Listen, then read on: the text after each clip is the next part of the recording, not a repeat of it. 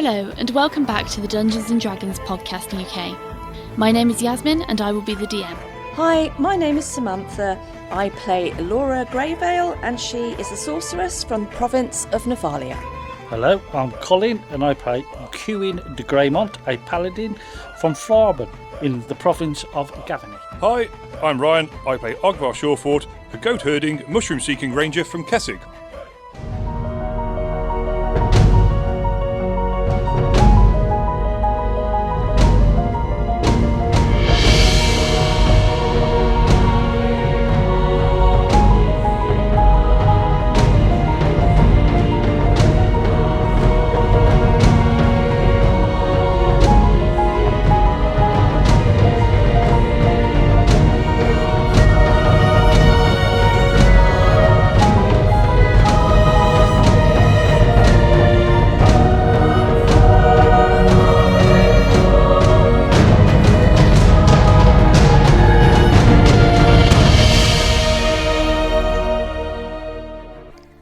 Last time, on Secrets of the Silver City, it was Cuin who could not resist the tantalising treats on offer at Buck's Bakes, and courteously cashed in, securing a somewhat savoury deal.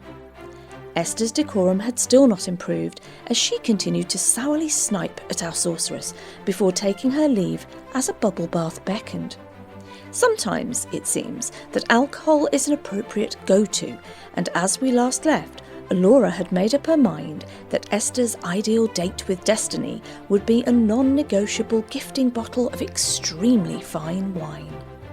Meanwhile, the manhunt through the meadow for the mare saw some research slide seriously sideways, and the boys encountered a bit of bovine bother as things took a particularly peculiar turn in a way that nobody could have predicted. Episode 108. Udderly strange behaviour.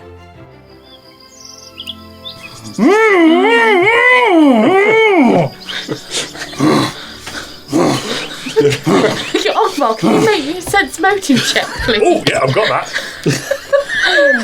God. That's new sound.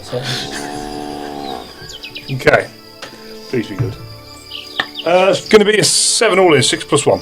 Okay, no, yeah. You just see Cuin doing this, and you're just like, don't speak, cow. So, Cuin? Cuin's going to lower his head, look up, Charging smite. and and start. Yeah, but it doesn't work against non-evil creatures. That's his only Depends on your viewpoint. and that's the only reason why he's using it. And like, if you can picture steam being blown out of his nostrils, and he's shaking his head Oh dear. and raising it Okay. So, and punching his muscles. I'll put him down. Steady. The cow is flexing. Steady. I can fix this. And he'll get out his book. Okay. And try to find the passage about cow-coloured mushrooms. Yeah. Okay. So it might take you a little while to find it. It is, quite a decent sized book. But when you eventually find it, these are called mushrooms. Mushrooms. Okay. Dear.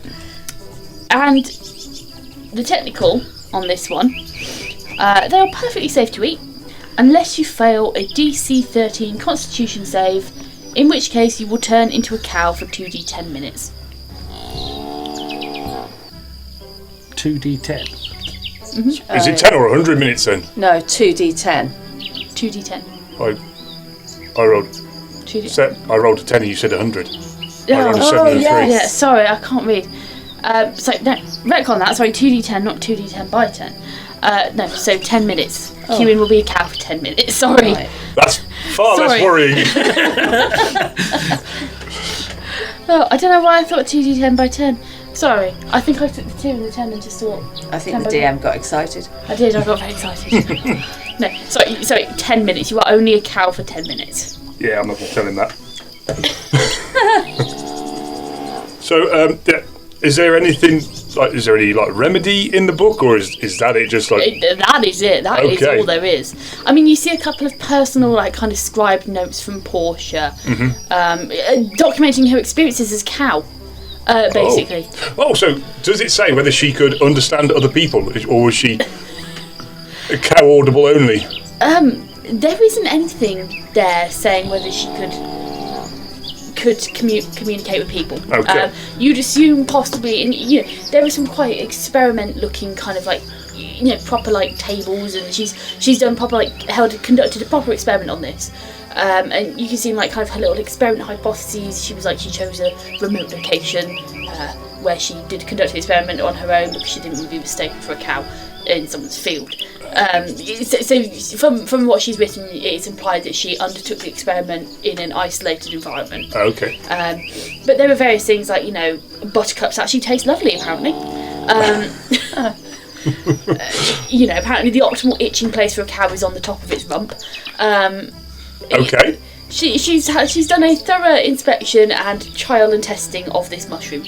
Okay, so Ogvar will read all of that and say, he'll look at the Cuin cow and go, Cuin, I don't know if you can understand me, so if you can understand me, don't gore me.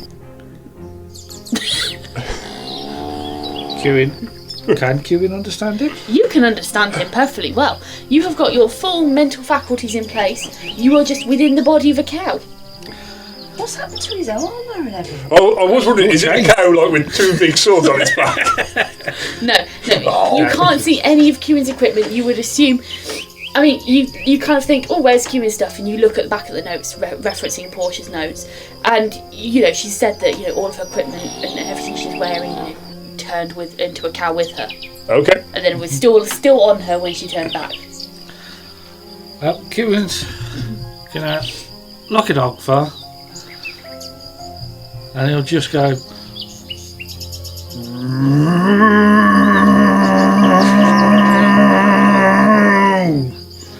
And then sit down, lie down, and almost flop his head on the ground. Okay, that's good. I haven't been caught by a cow, so you must be able to understand me. From what I see, this may only last for a few minutes, so it's not a permanent thing. Cuin's going to turn his head, and he's going to angle himself so his head is facing away from Ogvar. Okay. Ogvar would be, so he's not looking at him. Yep. He's going to raise his tail and not defecate, but break wind. Methane. Methane cloud. Ogvar, make me Constitution save, please. Okay. Cuin, how bad is your digestive system? Fortitude. Well, Ooh, I did well. 18. 11 plus 7. well, Cuin's had. You've got to remember that Cuin has had some beef today. Yeah.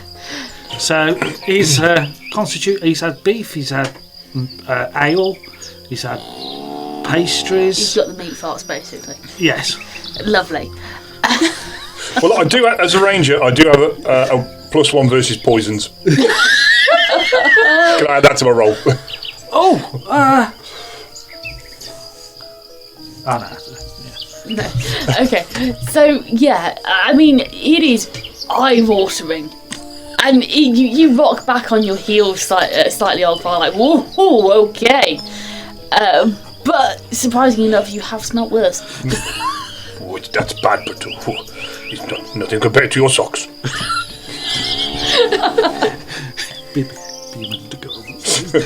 So at that, now I've managed to stomach that, and he has presented the rear side to me. I will walk up the side and following the notes in the book, the optimum place for a scratch is on the rump. So just getting on both hands as well, getting on there. Just give him a good scratch. Yeah. Try and do something nice for him because he's a cow. Yeah, Cuin, it feels really good. Cuin will shiver in pleasure. Okay. Excellent. This podcast is going places that I never expected. Okay. And with that... I'm pretty sure I'm going to get locked up for Okay. pleasuring a cow.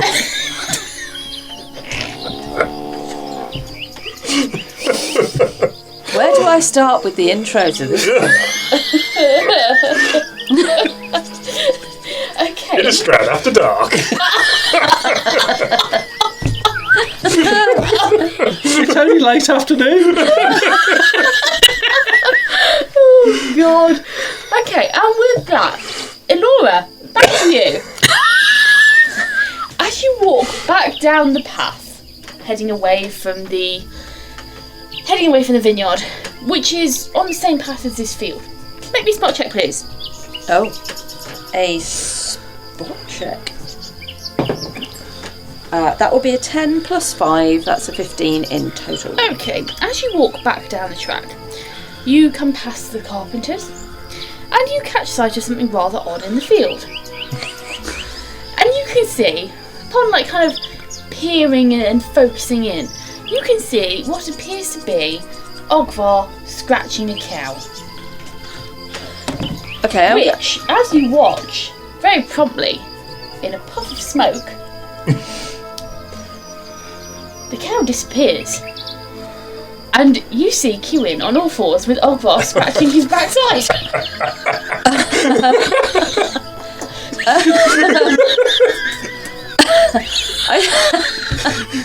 I think Elora would momentarily stop, turn, look, take a few steps forward, stop, turn, and do a double take at this. I think her jaw would probably drop open slightly. She would look at the bottle of reserve in her hand. It is still sealed. Yeah, which is still sealed, and she would briefly think that perhaps she should have bought 2. At which point she quite literally is going to shake her head, because I don't think she's not sure she wants to know. She's naturally a curious person, but she's wondering whether her curiosity has reached a buffer point. She's going to turn away and she's going to literally walk that bit quicker because she feels that she needs to talk to Esther. Okay, so back to Cuin and Ogvar in the field.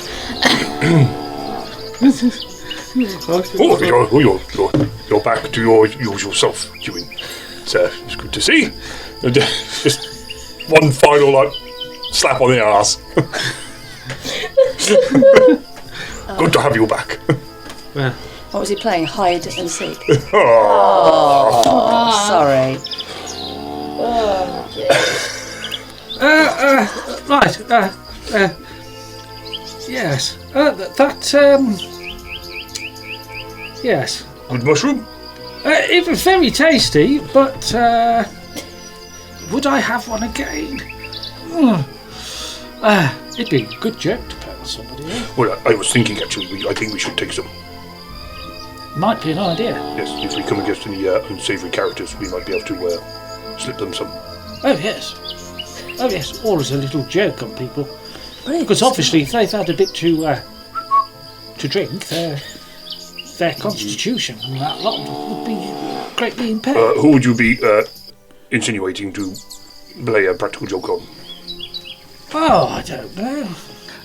No, I'm not talking, Obviously, the practical joker of us is Elora, but I'm not talking about Leo. I'm just talking about, if somebody was annoying us and we got them, say, a bit tipsy and then dropped a bit of mushroom, their constitution would obviously be there, so we could see how it goes.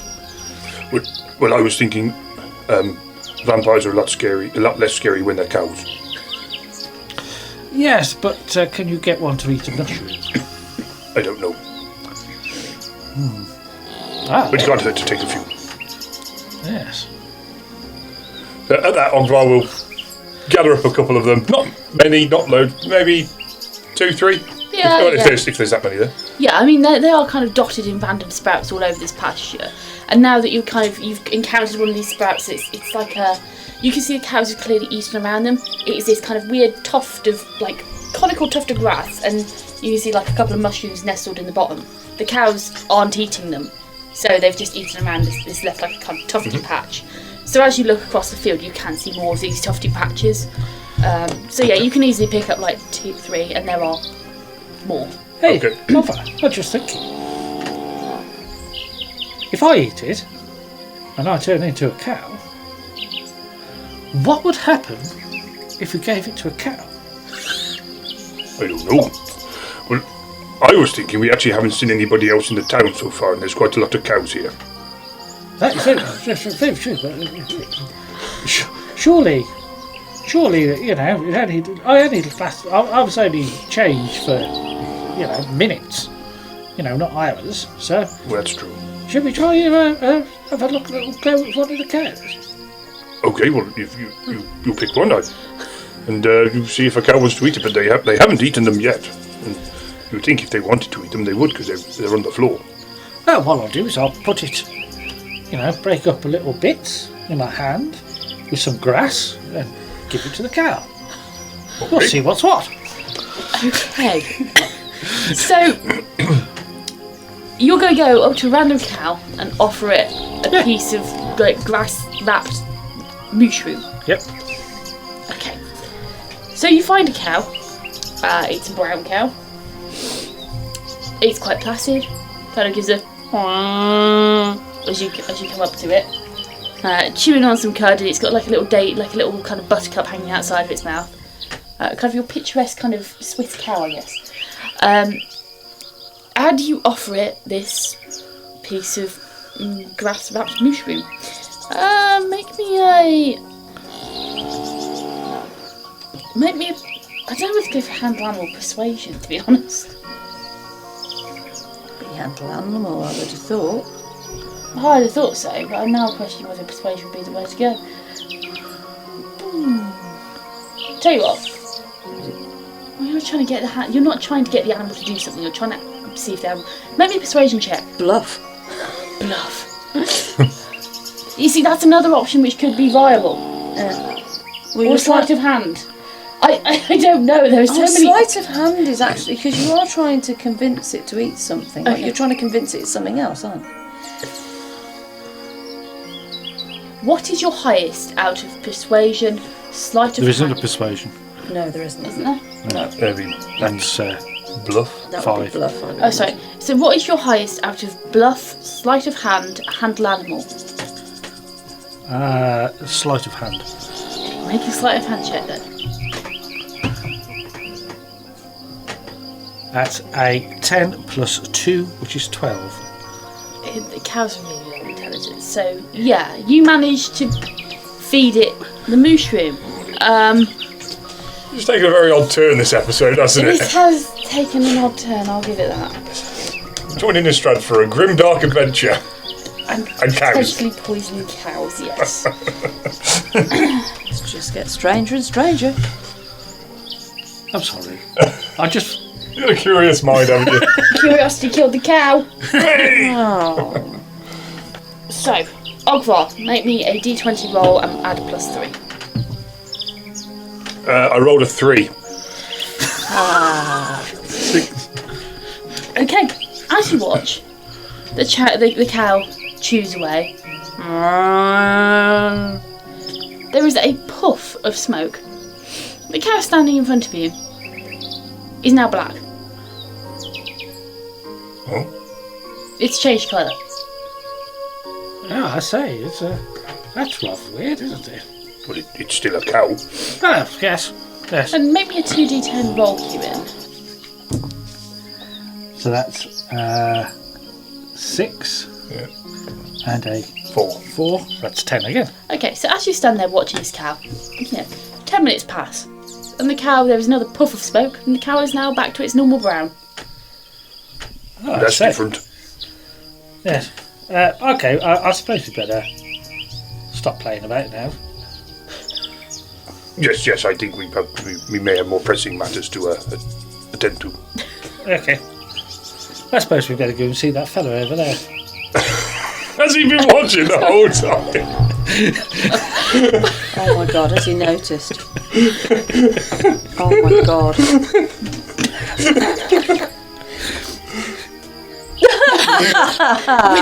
With a natural one, he did not notice you feeding this cow a pink puff of smoke, the cow changing colour. You stood there for 10 minutes, a pink puff of smoke, and the cow turning back. He has not noticed any of this.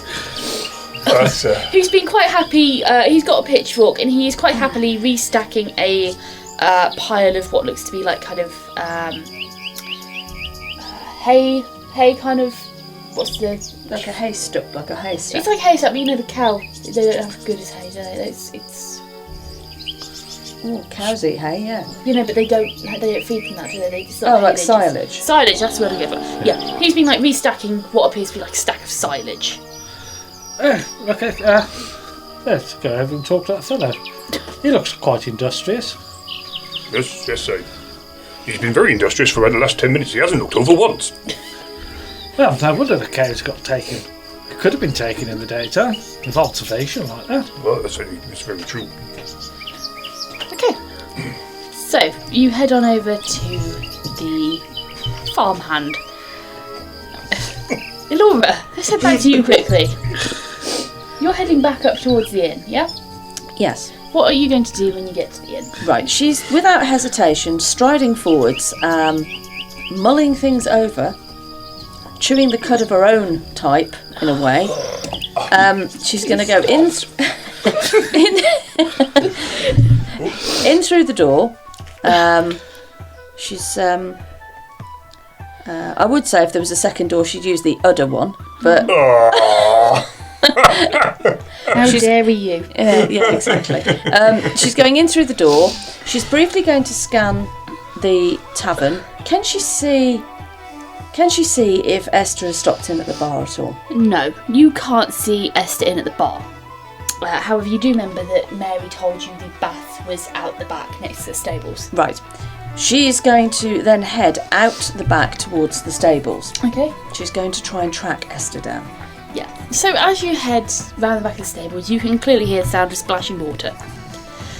And as you poke your head into what is the bathing facilities of the Heart and Hearth, you can see that it's quite a cosy little room. You can see the pump which Mary mentioned, where the hot water is pumped up through the furnace. It stands over, kind of dangling over this big kind of tin clawfoot tub kind of thing. And inside you can see there have been candles being put up. And you can see Esther. She's got her hair on top of her head, piled up and pinned up. And she is up to her neck in steaming hot bath water. And you can see there's a couple of rose petals scattered across the surface and some bubbles. And the one hand which she has outside the bath propped up on the edge, there is a large glass of red wine. Right. Esther? What do you want? Esther, just give me that glass. What? No, Esther, trust me, just give me the glass. Oh, fine, 1 second. And she downs it in one and then holds it back out to you. Wasting good wine. Right, she's going to take the glass off her and she's going to thrust this bottle of wine and a goblet and say, "Here, I bought you these. It's a peace offering. I don't like arguing with people. I'm having the strangest of days. Open the bottle. Just open the bottle." Dearie, does it look like I have a corkscrew on me? Oh, God. Esther gets her knife off her side. She opens... Elora gets... Yeah. Sorry. Elora gets her knife, her dagger off the mushroom side. did you eat then? Elora gets her knife off her side. She gets the bottle. She opens up, slides off the cover of this... Yeah, I mean, you open it up, you crack the lid off the box. Crack the lid off. You pop the wax seal. Get the cork out, whatever. She's going to slosh them into this wine glass. Put the wine glass down. She's going to slosh them into the goblet. I bought you a goblet to go with it. Here, try this. Is it good? Esther takes it, and she looks very bewildered at this point. She looks at you, and she's okay, and she takes a sip. Yes, it's quite delectable. Great, it's yours.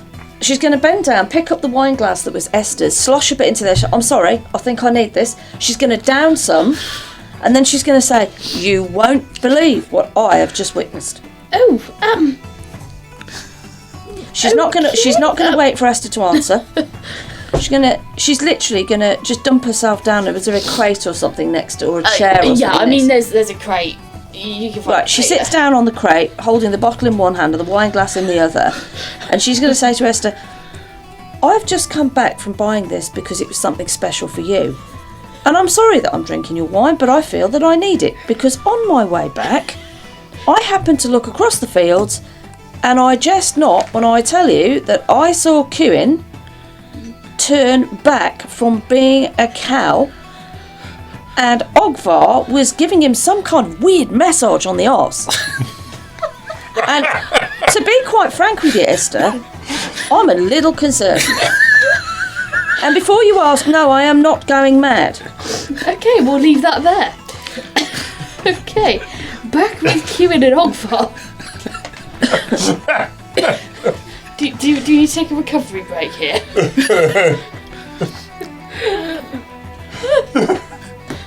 Would you like to get a coffee? Hey, mate. Giving him some sort of weird massage. Are we making fancy Brokeback Mountain?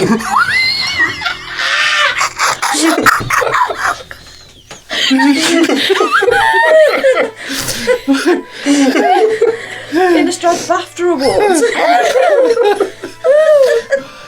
Well, it just goes to show what the hell can happen with just a roll. Now, if I'd have rolled a 14 or a 15, none of this would have gone. But rolling, not only did I roll badly, I rolled a 1. So it weren't just a fail, it was the ultimate fail.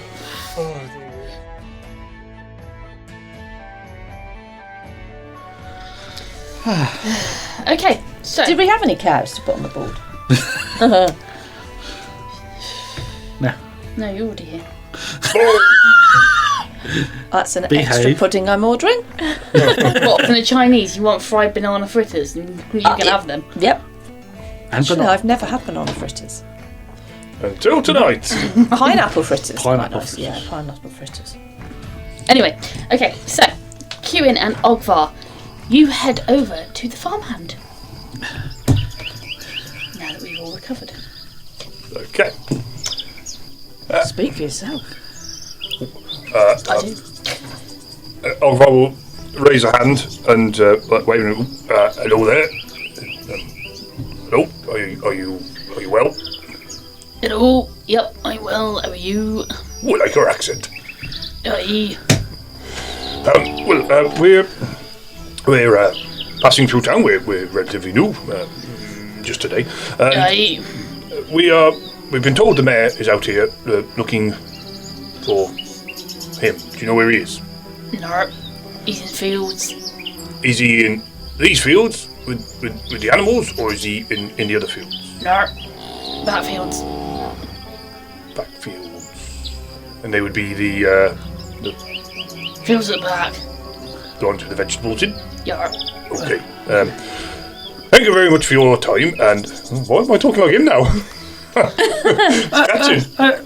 Uncle Fellow, we hear that there's been some attacks on the livestock. Yeah. Is it in any particular field, or in their stables, or wherever you put them at night? Yeah. This field. This field here, not that field there. Well, that field there as well, but mostly these fields, yeah. Oh, so it's mainly here. Yeah. Okay. Is there any general vicinity that it is, or just random? Nerp. Yarp. Nerp. Oh, okay. So, right. Is it just in one area? Nerp. So it is just random. Yarp, I had 3 cows and they all died in the field, yarp. I see. I understand. And he'll look at Ogva and raise his eyebrows. Yarp, so the field hand like nods sagely, gives you this kind of sage, all-knowing nod. This piece of like wheat in his mouth. Yarp. Okay. But mainly in this field, but it has happened in the other field, but it's mainly in this field. Yarp. Okay. Well, that explains a lot. Yarp. Should we maybe try and find the mare? Yeah, I'd say that, if it's random areas, then it's no good looking point specific. Oh, hold on. When was the last attack? A couple of days ago. Was it in this field? Yarp. Roughly where? Oh dear. And he points kind of at the other field over the way. Right. Yarp. Pig. Okay. Don't look after pigs or your cows. Oh, I see. Okay. Got Okay. Bessie, Ermintrude, Delilah, Janice, Lola, Oh, I see. Jane. Yes. And he's Okay. pointing out all these individual cows, and the one you've just turned into a different colour was Janice. Okay. Yeah.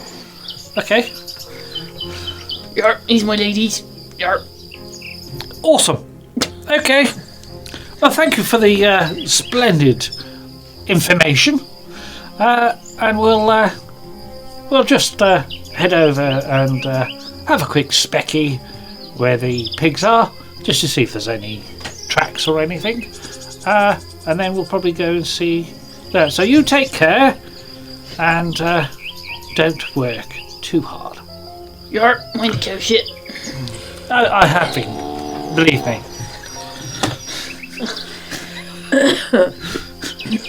So, as they start walking away, Yep. he's going to quietly say to him, he said, well, that was full of information. Apparently the last one was a pig, so we'll go and do you want to have a look, see if there's any clues where the pig is, or just go straight to the mare? What do you think? I suppose it wouldn't hurt to go have a look at the pigsty. Yes. Is it... Would the pigsty be roughly on the way back? So, I can borrow the map for a sec. Longer. So, the field that you've just been in is this one down here. Yeah. Okay. So, the field with the pigs in is literally across the main road on the other side. Okay. And then the mare's assumingly in the fields at the back. He's in the arable. Backfields. Yeah. Yeah. Okay. Well, I suppose we could go have a look at the pigsty, and well, it's only a short walk there back to where Laura's gone back to see Esther, and we can always continue then to go see the top man. Yes. Cracking idea. Okay. So we'll find the pigs. Okay. Yes. I might mention something though. If you find a mushroom that's called oncroom or pig's foot or whatever, I'm not tasting it. Okay. I suppose that's fair, but you're okay now. I'm okay now. Yes. Yes. It's a life experience not many other people can say they've had. That's true. That's true. Still don't want it though. Okay. Not until we've actually checked in your book. Okay. I'll amend it and make some notes later, possibly. Awesome. Okay. So, heading back to Laura with Esther in the bathroom. Yeah, Laura's still sat on the crate and she's staring at Esther, waiting for a response. Esther looks quite bewildered, quite clueless. Okay, dear. No, it's not. No, it's not. Well, I mean, it is. It's very strange. I'm not going to say it's not, but I mean, stranger things have happened. Well, at least you believe me. Seriously. She just looks at you. She's just like, well, Have more wine. She's going to top up the wine glasses. She's just going to sit quietly, contemplatively, and just sip on the wine that she shared out between her and Esther. Esther sits there in the bath, and you can see her knees above the edge. She's obviously pulled her knees up. She's got her knees above the edge, one hand with a wine glass, and she's just kind of sat there staring at you. She's a bit bewildered. I'm not having the best of days. Maybe you need to lie down, dearie. I think I might need to do that.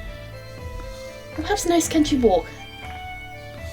I've seen far too much on my country walk already today. I don't think I want to see any more. Oh, well, I take up on Mary's offer and head up to bed then. Do you know what? I might do that. She hands Esther the bottle back, but she'll take the wine glass that she's got that was Esther's, and she'll take that and the rest of the contents that's in it up to bed with her. It's I don't know what time it is. It'll be late afternoon. It's like late afternoon, yeah. Esther's sat in the bath, just kind of knees up, just watching you go as you just walk out the door. And she kind of leans forwards and follows you. She just looking highly concerned. Before she kind of relaxes back, downs the glass of wine, and just relaxes back into the bath. Yeah, Laura's just going. She's literally going to go up and find. I suppose she'd go to the bar and ask where the rooms are. Yeah, Mary readily gives you a room key. And says, rooms upstairs. She's going to mutter, but politely, and disappear. Yeah, okay. Oh, she's going to check for Rowan. You're going to check for Rowan, yeah. Is it? Yeah. You can't see Rowan inside Right. the mead hall. At this point, she's given up caring. She's shrugging her shoulders, and yeah, she's going up for a lie down. Okay, Ogvar and Cuin, you head over the fence. Across the road, you see Uncle Al sat by the guard post. Yeah. He gives you a fairly kind of thing. And then you head over the next fence into the field where the pigs are stored. Kept. Pig storage. Pig storage. IKEA. What? IKEA has something for everything, don't they? Pig storage. Okay. You shut up and go and drink your wine. I think I'll just go to bed. Okay, so you head over into this field. You can see that this kind of front part of the field where you've just headed over the fence, this is untouched ground. It is like grassy. It hasn't pigs haven't been on here because obviously pigs are very destructive. So you head a bit further into the field and you can see kind of where the field kind of curves with the palisade wall and heads up to kind of this more residential area. Pigs have been kept up there. So I take it you're going to head over. Yeah, is there anyone in the field or is it just pigs? You cannot see anyone in the field. Well, Or Cuin, in the pig pen. I can't see anyone around here to actually ask. Is there, should we look for any evidence of the attack? Any foul play? Yes. Yes. It's interesting. The pigs are by the residential area. I suppose they're easier to give the waste to the pigs that way. Yes, I'd eat anything. Because one remembers they can be quite destructive. I know the boars are on the estate. Lovely. Okay, so you head over towards the pig pens. The pig pens are exactly as you imagine pig pens to be. They're muddy, they're dirty, the ground is trashed, and they stink. You can see that this is like these pig pens have been sectioned off. Clearly there is some form of sectioning the pigs off into kind of smaller groups or, pairs, etc. There doesn't appear, you can see like one boar, but he's definitely sectioned away on his own, and you can see the fence has been really strengthened. But yeah, you can see some juvenile pigs, not piglets, but juvenile pigs, and you can see some older sows, and yeah, they're kind of a mix of kind of these kind of hard, bristly, kind of like Iron Age pigs. and then some kind of more pink fat pigs. But yeah, the pens look quite solid, and you can actually see there people have been chucking things like, you know, their kitchen waste, like potato peel or, you know, rotten cabbage leaves. Everything which people don't eat, they chuck in there just as extra food for the pigs. It's a bit fragrant, isn't it? Well, yes. It's how livestock tend to be. Right, now,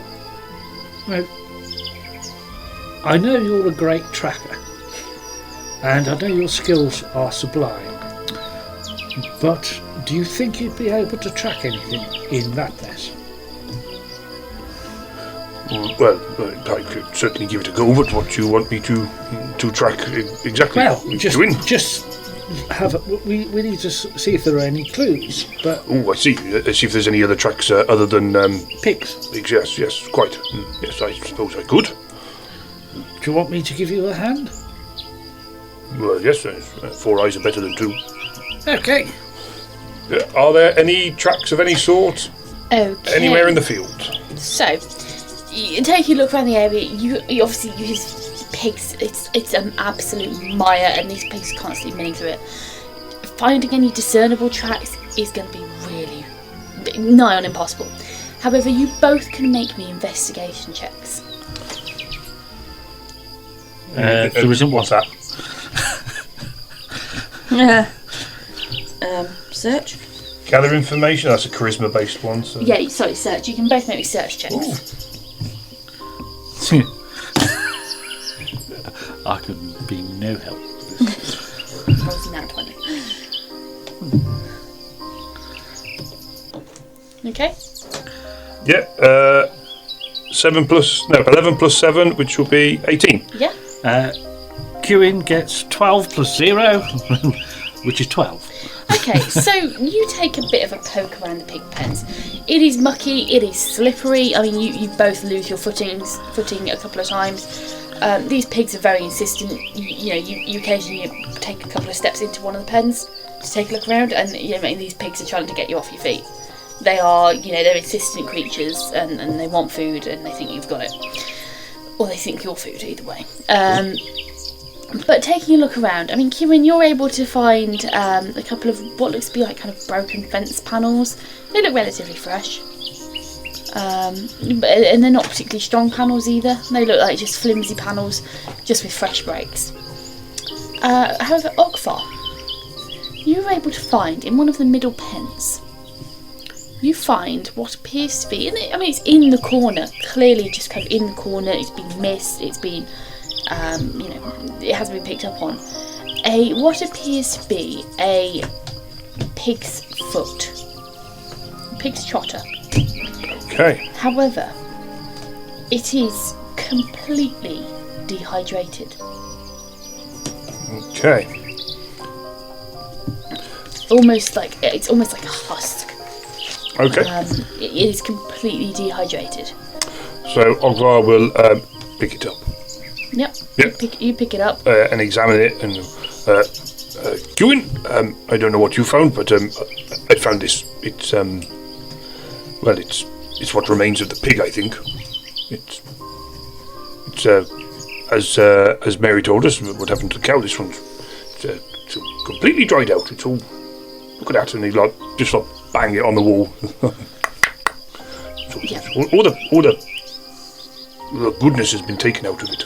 Yes, I found a few bits and pieces of broken panel. Oh, I see. It doesn't look like so. If we have a quick spec, 'cause that is not right. You know what I mean? It's not normal. Oh, no. It's almost mummified. All the juices have been sucked out or something.